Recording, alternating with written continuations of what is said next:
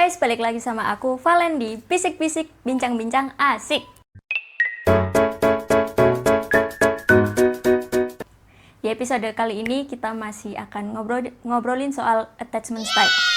Kemarin kita udah bahas tentang anxious dan avoidant. Nah, sekarang muncul pertanyaan yang gak kalah menarik. Sebenarnya attachment style itu terbentuk dari mana sih? Kok bisa ada orang yang takut ditinggal, sementara ada juga yang justru takut kalau seseorang terlalu dekat? Well, let's find out. Pernah nggak sih kalian memperhatikan bagaimana setiap orang mencintai dengan cara yang berbeda? Ada yang baru beberapa jam tidak dibalas chatnya, udah dipenuhi kecemasan. Ada juga yang selalu butuh kepastian bahwa dirinya masih dicintai. Ada juga yang justru merasa sesak ketika seseorang mulai terlalu dekat. Lalu muncul pertanyaan, kenapa sih kita bisa berbeda kayak gitu? Banyak orang menjawabnya dengan satu kata, kepribadian. Padahal jawabannya seringkali lebih kompleks dari itu. Dalam psikologi, ada istilah yang disebut attachment style, cara seseorang membangun kedekatan emosional dengan orang lain. Menariknya, attachment style bukan sesuatu yang kita bawa sejak lahir. Ia terbentuk sedikit demi sedikit dari pengalaman yang terus berulang, terutama pada masa-masa awal kehidupan. Sejak kecil, otak kita sebenarnya sedang belajar satu hal yang sangat sederhana. Apakah dunia ini aman? Apakah ketika aku membutuhkan seseorang, mereka akan datang? Pertanyaan-pertanyaan itu mungkin tidak pernah kita ucapkan, tetapi otak kita terus mencari jawabannya melalui pengalaman.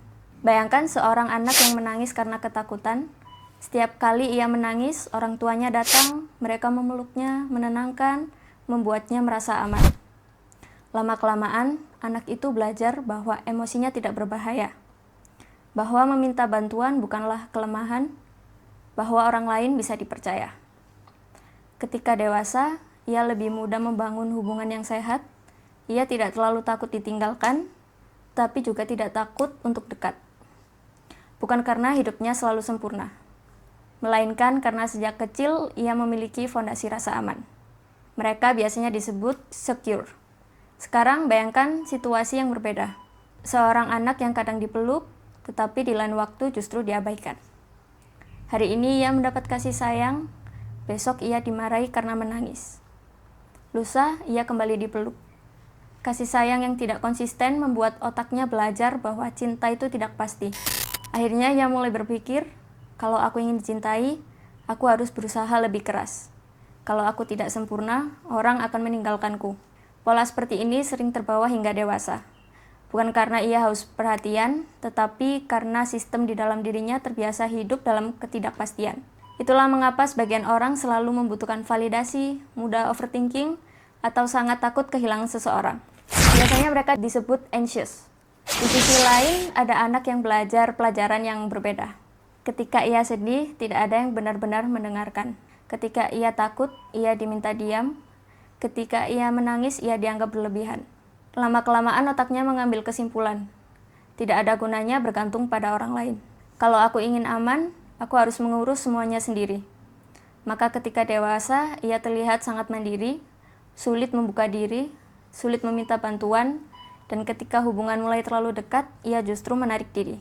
Banyak orang menganggap mereka tidak punya perasaan. Padahal, seringkali bukan itu masalahnya. Mereka hanya belajar bahwa kedekatan bisa menjadi tempat lahirnya rasa sakit. Mereka biasa disebut avoidant. Yang menarik, attachment style bukan hanya dibentuk oleh orang tua, namun juga dari pengalaman dibully, persahabatan yang penuh pengkhianatan, hubungan yang manipulatif, atau pengasuh yang sering berganti. Bahkan, hubungan romantis yang sangat menyakitkan juga dapat mengubah cara seseorang memandang kedekatan. Semua pengalaman itu mengajarkan satu hal kepada otak, seberapa aman aku jika mempercayai orang lain. Dan otak kita selalu berusaha melindungi diri. Masalahnya, cara otak melindungi diri tidak selalu membantu kita.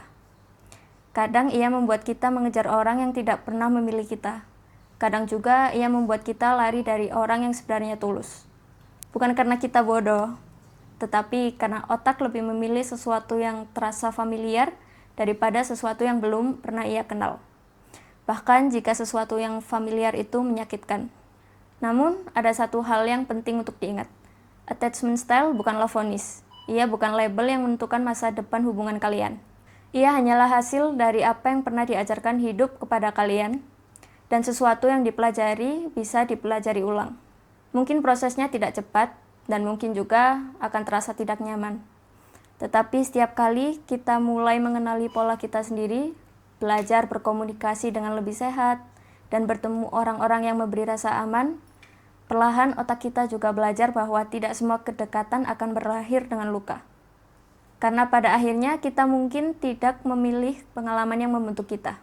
Tetapi kita selalu punya kesempatan untuk memilih apakah kita akan terus hidup di dalam pola itu atau mulai membangun pola yang baru. Oke guys, itu aja dari aku di episode kali ini. See you in next episode. Jangan lupa like, comment, dan subscribe. Bye-bye.